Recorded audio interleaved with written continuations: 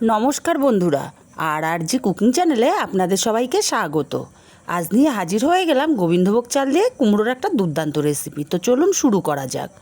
আমি এখানে 500 গ্রাম কুমড়ো কেটে নিয়েছি, আর নিয়েছি দুটো বড় সাইজের আলু কেটে ধুয়ে নিয়েছি, আর এখানে 50 গ্রাম পরিমাণে গোবিন্দভোগ চাল নিয়েছি। চালটাকে 4-5 বার জল পাল্টে পাল্টে খুব ভালো করে ধুয়ে নেব। চালের মধ্যে অনেক নোংরা থাকে, তাই ধুয়ে নেওয়াটা অত্যন্ত জরুরি। চালটা ধুয়ে নিয়েছি, কিন্তু চালটা আমি ভিজিয়ে রাখবো না। এবার উনুনে কড়াই বসিয়ে 1 চামচ পরিমাণে তেল দিয়ে দিলাম। তেলটা গরম করে একটু ছড়িয়ে দেব। এবার এখানে দিয়ে দেব ধুয়ে রাখা চালগুলো। চালগুলোকে আমি একটু ভেজে নেব।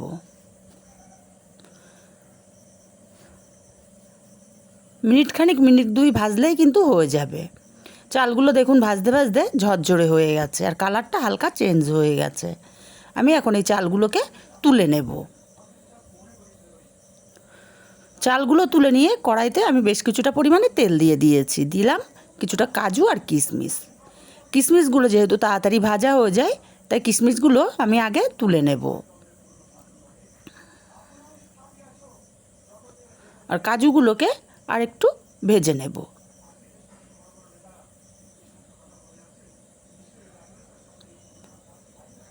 কাজুগুলোও সুন্দর কালার চলে এসছে, তুলে নেব কাজুগুলো।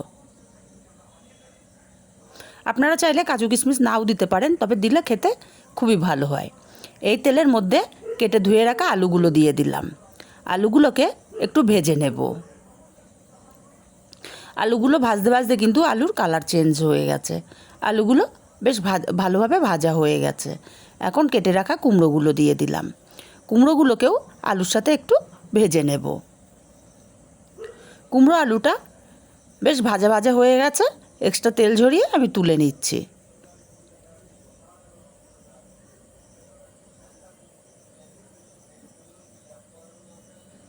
আর এই রান্নাটা করতে কিন্তু খুব বেশি তেল মশলা লাগে না। আমি এই তেলের মধ্যে একটা শুকনো লঙ্কা ছিঁড়ে দিলাম, আর দিয়ে দিচ্ছি দুটো ছোটো সাইজের তেজপাতা, আর দুটো ছোটো মুখ ফাটানো এলাচ, আর 1 টুকরো দারচিনি। সামান্য একটু পাঁচফোড়ন দিয়ে ফোড়নটা কয়েক সেকেন্ড ভেজে নেব। ফোড়নটা থেকে খুব সুন্দর মিষ্টি একটা গন্ধ বেরিয়ে গেছে। ফোড়নটা খুব সুন্দরভাবে ভেজে নিয়েছি। এখন এখানে দিয়ে দেব টমেটো, আদা আর কাঁচা লঙ্কা পেস্ট করে রেখেছিলাম একসাথে। সেই টমেটো, আদা আর কাঁচা লঙ্কার পেস্ট দিয়ে কষিয়ে নেব টমেটোর কাঁচা গন্ধটা চলে যাওয়া পর্যন্ত, বা টমেটোর যে জল জলে ভাবটা চলে যাওয়া পর্যন্ত। মশলাটা খুব ভালো করে কষিয়ে নিয়েছি। এখন এখানে একটু জল দিয়ে দেব। আমি কিছু গুঁড়ো মশলা অ্যাড করব, তাই মশলাটা যাতে পুড়ে না যায়, তাই একটু জল দিয়ে দিলাম। মশলাটা খুব ভালো করে মিশিয়ে নিয়েছি। এবার এখানে দিয়ে দেব 1/2 চামচ পরিমাণে হলুদ গুঁড়ো, 1/2 চামচ জিরের গুঁড়ো, 1/2 চামচ ধনে গুঁড়ো, আর দেব সামান্য একটুখানি কাশ্মীরি লঙ্কার গুঁড়ো। মশলাটাকে খুব ভালো করে কষিয়ে নেব। যে জলটা আছে জলটা শুকিয়ে গিয়ে তেল ছেড়ে আসা পর্যন্ত। মশলা থেকে তেল ছেড়ে দিয়েছে। মশলাটা খুব ভালো করে কষিয়ে নিয়েছি। এবার দিয়ে দেবো এখানটায় ভেজে রাখা গোবিন্দভোগ চাল।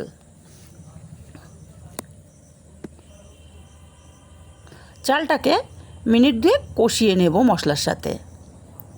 আর কষাতে কষাতেই কিন্তু দারুণ একটা গন্ধ বেরোয়।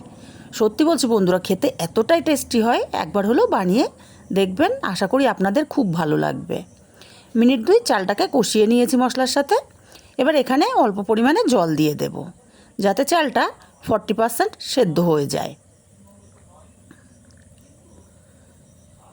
চালটা মিনিট 2 রান্না করে নেব।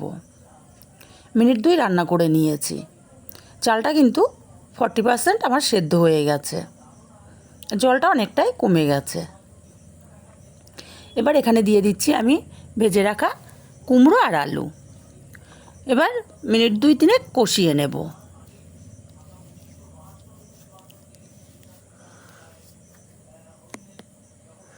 এখন এখানে দিয়ে দেব আমি স্বাদ মতো লবণ আর 1/2 চামচ চিনি। লবণ চিনিটা দিয়েও আরও 2 মিনিট কষিয়ে নেব তরকারিটা।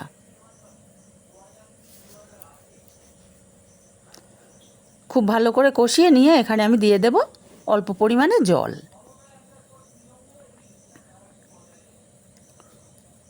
ভালো করে মিশিয়ে নেব। এবার ঢাকা দিয়ে রান্না করব আমি 5 মিনিট। তবে 2 মিনিট পর পর একটু নেড়ে দিতে হবে, না হলে চালটা কড়ার নিচে লেগে যেতে পারে। নেড়ে চেড়ে মিশিয়ে আমি ঢাকা দিয়ে আরও 2 মিনিট মতো রান্না করে নেব।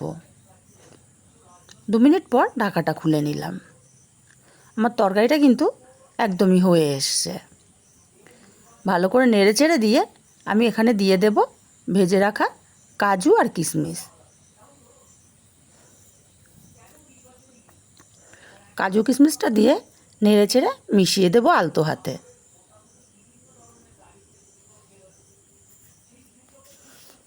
আর দিয়ে দেবো এখানটায় সামান্য একটুখানি গরম মশলার গুঁড়ো। আর যেহেতু নিরামিষ রান্না তাই 1 চামচ ঘি দিয়ে দিলাম। খুব ভালো করে আলতো হাতে নেড়ে চেড়ে মিশিয়ে নেব।